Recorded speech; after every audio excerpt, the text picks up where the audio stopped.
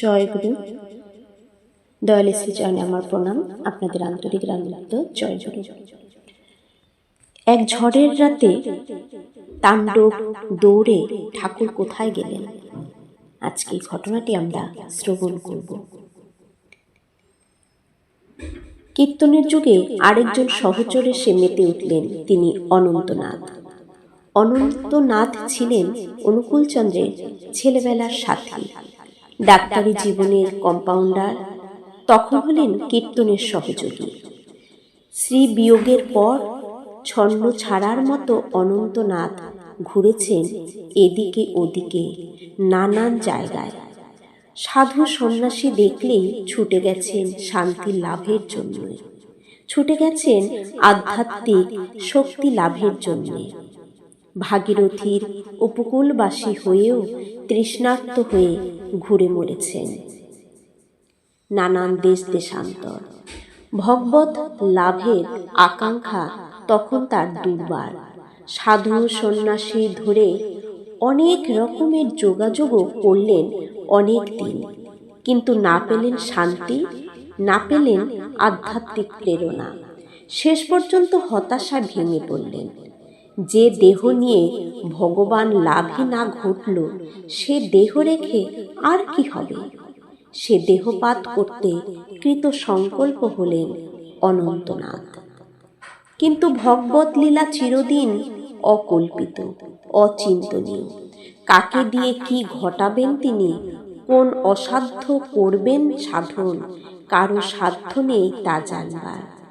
জীবের ভাগ্যাকাশে কখন যে হবে তার আবির্ভাবের লগ্ন, সময়ের মাপযোগ তার তপস্যার মানদণ্ড দিয়ে কে করবে তার বিচার? একদিন ভক্তদের নিয়ে নানান বিষয়ের আলোচনায় মেতে আছেন শ্রী শ্রী ঠাকুর অনুকূলচন্দ্র। ঘরের মধ্যে প্রশান্ত পরিবেশ, সবাই তন্ময় হয়ে শুনছে তার অমৃতপম বাণী।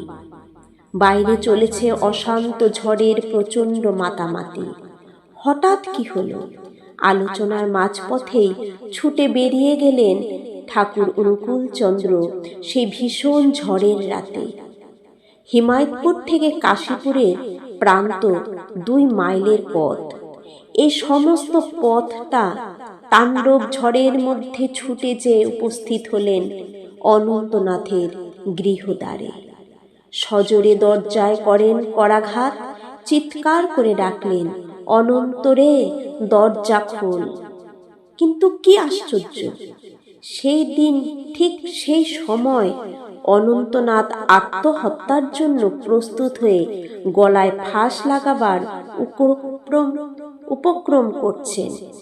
আর শ্রী ঠাকুর অনুকূলচন্দ্র কিনা ঠিক সেই মুহূর্তে তিনি উপস্থিত। বারংবার দরজায় আঘাত করতে অনন্তনাথের সংকল্পে পড়ল বাধা। দরজা খুলে দিয়ে অপ্রতিভের মতো তাকিয়ে রইলেন অনুকূলচন্দ্রের দিকে। আবাল্য বন্ধুকে বুকে জড়িয়ে ধরেন অনুকূলচন্দ্র আর বলতে থাকেন, ভগবান ভগবান করে মরছিস।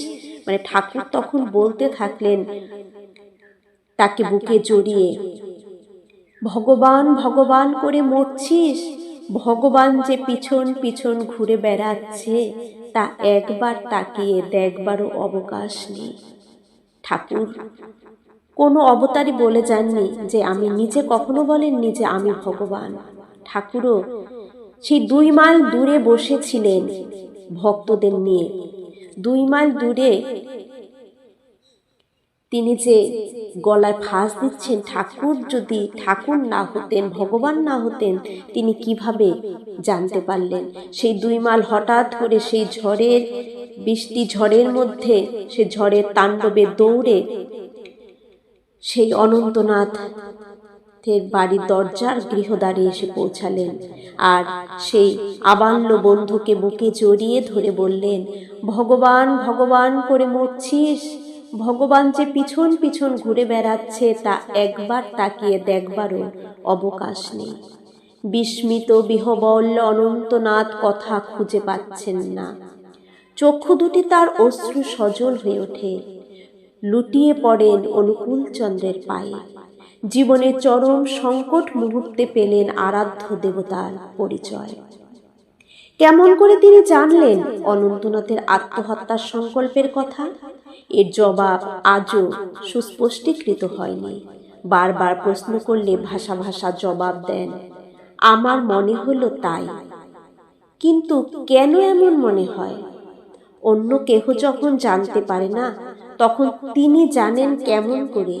এ প্রশ্ন উত্থাপন করলে তিনি থাকেন নিরুত্তর। এই হলো আমাদের ঠাকুর। তিনি অন্তর্যামী, তিনি সব বুঝতে পারেন, জানতে পারেন। জয় গুরু।